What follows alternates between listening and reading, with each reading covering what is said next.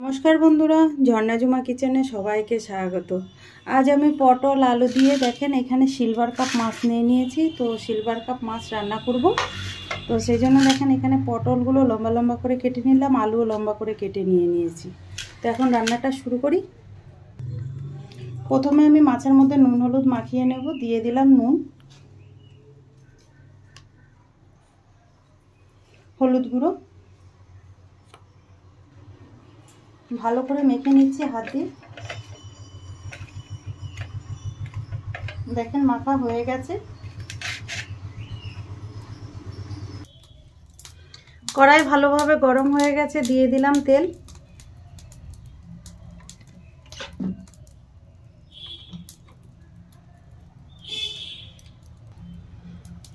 তেল গরম হয়ে গেছে, দিয়ে দিলাম দেখেন কিছুটা গোটা জিরে। এই জিরেগুলো আমি ভেজে তুলে নেব মাছের ঝোলে দেওয়ার জন্য। চাইলে কিন্তু আপনারা শুকনো খোলায়ও ভেজে নিতে পারেন, কিন্তু এই তেলে ভাজা জিরের কিন্তু গন্ধটাই আলাদা হয়। তো আমি এখন দেখেন তেল থেকে সেকে তুলে নিচ্ছি জিরে দিয়ে। এটা বেটে দেব। এটাই হচ্ছে মাছের ঝোলের স্পেশাল মশলা।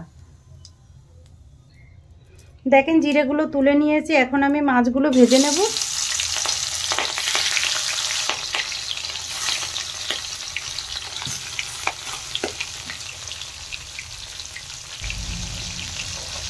মাছগুলো পাল্টে দেব।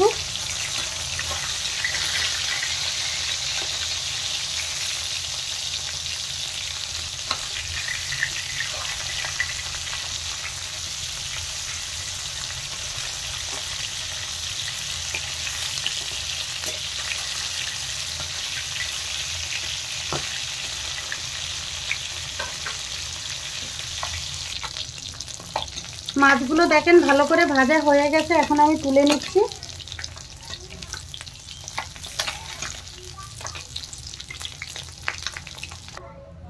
এখন আমি পটলগুলো ভেজে নেব।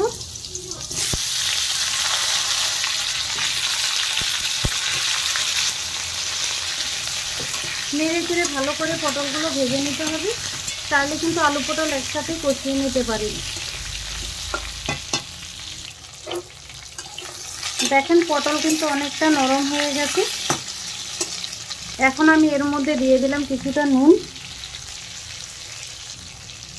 হলুদ গুঁড়ো।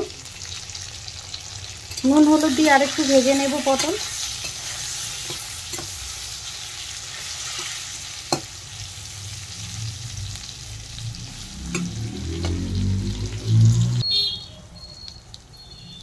দেখেন পটল ভাজা হয়ে গেছে, এখন আমি তুলে নেব পটলগুলো।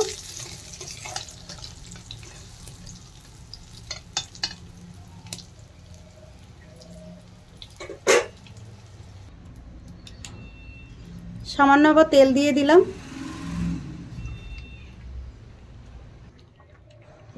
ফোড়নে দিয়ে দিলাম গোটা জিরে, কাঁচা লঙ্কা। জিরে দেখেন ভালো করে ভাজা হয়ে গেছে, এখন আমি কেটে রাখা আলুগুলো দিয়ে দিলাম।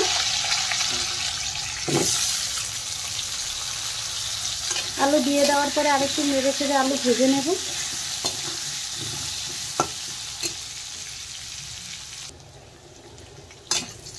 আলু দেখেন অনেকটা ভাজা হয়ে গেছে।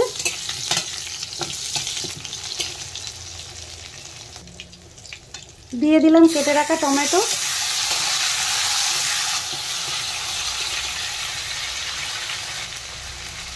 টেস্ট হিসাবে নুন দিয়ে দিলাম। দিয়ে দিলাম হলুদ গুঁড়ো, লঙ্কা গুঁড়ো,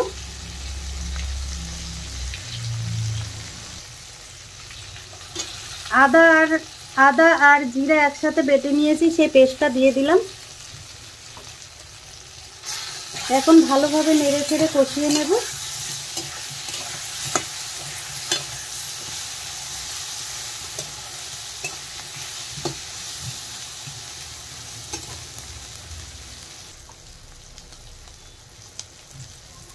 সামান্য একটু জল দিয়ে দিলাম যাতে মশলাটা না চলে যায়, সেই জন্য।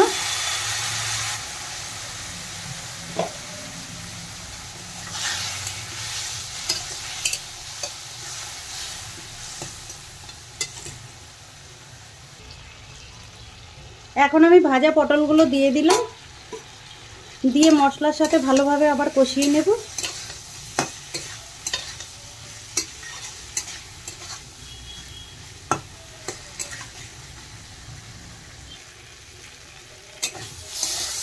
দেখেন ভালোভাবে কষানো হয়ে গেছে আলু পটল মশলার সাথে। এখন আমি দিয়ে দেব জল, পরিমাণ মতো জল দিয়ে দিলাম। এখন আমি ভালোভাবে ফুটিয়ে নেব।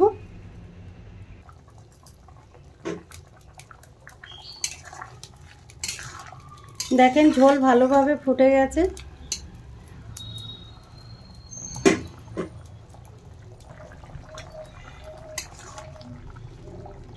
দেখেন আলু অনেকটা সেদ্ধ হয়ে গেছে। এখন আমি ভেজে রাখা মাছগুলো দিয়ে দেব।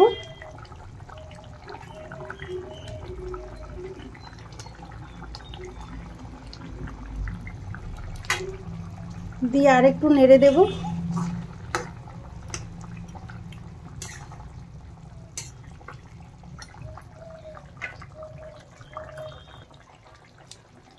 এখন আমি দিয়ে দেব, দেখেন যে জিরেটা আমি প্রথমে ভেজে নিয়েছিলাম সেইটা এখন বেটে নিয়েছি, সেটা দিয়ে দিলাম।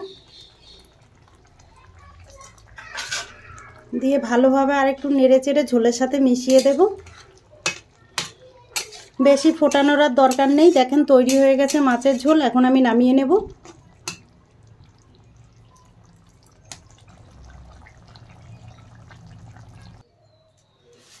এখন আমি দেখেন বাটিতে নিয়ে নিলাম।